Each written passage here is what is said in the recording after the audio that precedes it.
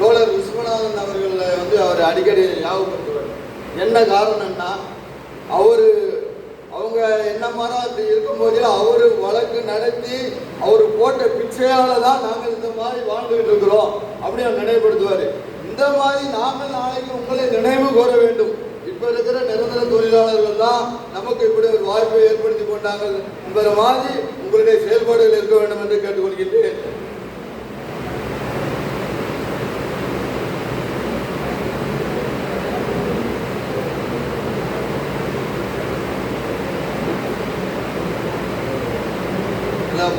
அது வந்து நாங்கள் ஒரு தவறை குறிப்பிட்டு சொல்ல வேண்டும் இல்லை.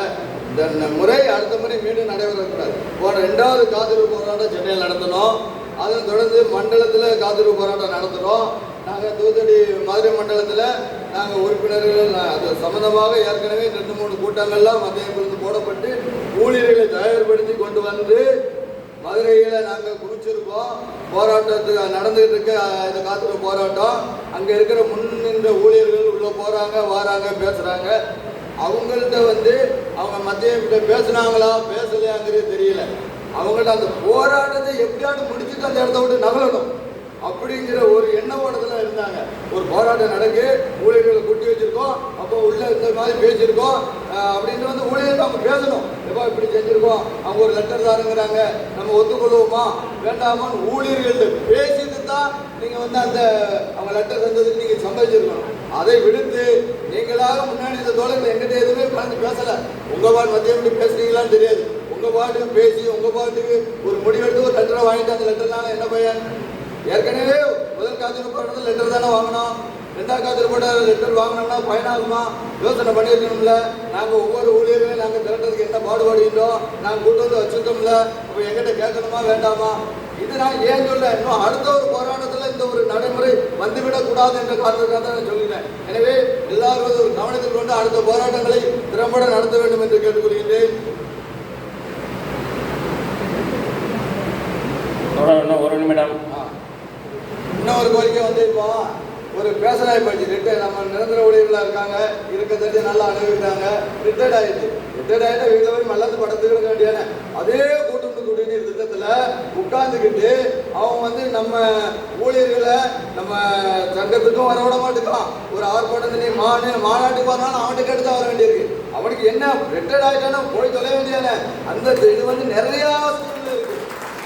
இப்போ இருக்கிற நிரந்தர ஊழியர்கள் ஒரு வேண்டுகோள், நீங்களும் ரிட்டையர்ட் அப்படி உட்காந்துடாதீங்க. ஆமாம், இது வந்து இது நம்ம ஒரு சங்கத்துக்கே ஒரு அபாயகரமான கட்டத்தை உருவாக்கும். ஏன்னா எங்கள் தூத்துக்குடி ஸ்கீம்லாம் 2 பேரும் இந்த வேலை பயங்கரமாக பார்த்துட்டு இருக்கிறாங்க. எனவே இதில் மத்திய தலையிட்டு நீங்கள் மற்ற கூட சொல்லணும். நீங்கள் இந்த நிரந்தர ஊழியர்கள் அதுக்கு சட்ட வீழ்ச்சியோடு இருக்குங்கிறாங்க, அதை கையில் எடுத்து அவங்களை வீட்டுக்கு அனுப்பக்கூடிய முதல் வேலையை நீங்கள் செய்யணும்னு ஆள்படம் கேட்டுக்கொள்கிறேன். இன்னொன்று மேலும் ஒன்று, இப்போ நம்ம மானிய கோரிக்கை வருது. மானிய கோரிக்கையில் நம்ம எம்எல்ஏ பேசணுங்கிறதெல்லாம் இல்லை. நாங்களாம் எங்கள் ஸ்கூல் சமாச்சாரமாக நாங்கள் பேசணும். எங்கள் தலைமையாக தெரியுது, கலெக்டர் ஆஃபீஸில் தனியாக நேரம் கிட்ட போய் கலெக்டர் பார்க்குறோம்.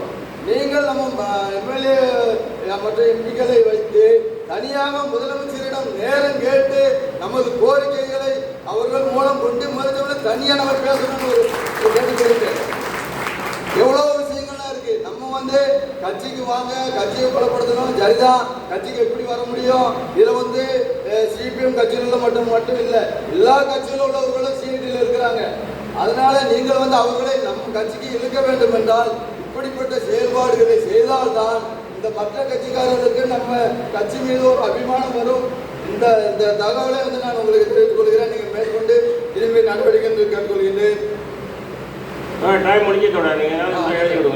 ஒன்றுபட்ட ஒரே விஷயம், டைம் காலக்காலம் போது கொஞ்சம் தான் பேசினாங்க, அதை கொஞ்சம் எடுத்துக்கிறேன். ஒன்றுபட்டால் தான் வாழ்வு, இல்லைன்னு எல்லாருக்கும் தாழ்வு. நம்ம பொதுச்செயலாளர் பேச போதில் கூட நிறைய ஒப்பந்தம் ஒரே ஒரு உங்களுக்கான கோரிக்கை இது, உங்களுக்காக தான் பேசுறேன். ஒப்பந்த தொழிலாளர்கள் நிறைய பேர் பார்ட் டைம் ஜாபாக வச்சிருக்கிறதுனால இந்த போராட்டத்தில் கவனம் செலுத்த மாட்டேங்கன்னு சொன்னாங்க. உண்மை அதுதான். எனவே ஒப்பந்த தொழிலை முழு நேரமாக வச்சிருக்கவங்க கூட கொஞ்சம் தயங்கலாம். நீ பார்ட் டைமாக வச்சிருக்கிறது ஏன் தயங்கிற? எல்லா போராட்டத்துக்கும் வா, வந்து நீ சொன்ன என்ன சொன்னாலும் பார்த்துக்கலாம். எனவே நம்ம ஒப்பந்த தொழிலாளர்கள் இப்போ ஒரு விஷயத்தை சொல்லாங்கன்னா சங்கம் என்ன செய்தது? சங்கம்னா யாரு? ஒப்பந்த தொழிலாளர்கள். நீங்களும் நாமும் எல்லாம் இணைந்தால் தான் சங்கம். அந்த வார்த்தை யாருக்குமே வர மாட்டேங்குது. சும்மா சங்கம் ஒன்று செய்யல நீ தாயா சங்கம்.